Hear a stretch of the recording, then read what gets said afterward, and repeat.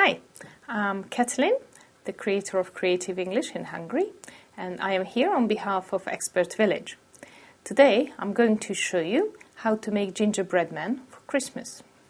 First, I'm going to tell you what you will need for that. First, you will need some flour, some sugar.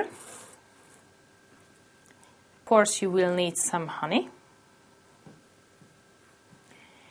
You will also need some butter,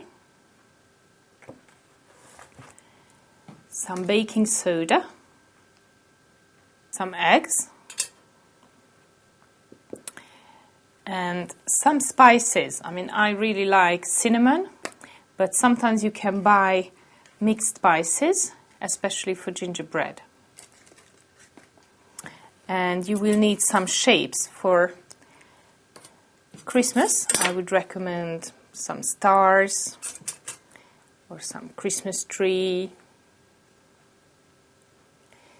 or maybe a lovely snowman or a little bell. They would look absolutely good. And you will also need a measuring cup, some spoons and knife, and a bowl. And you will need a straw.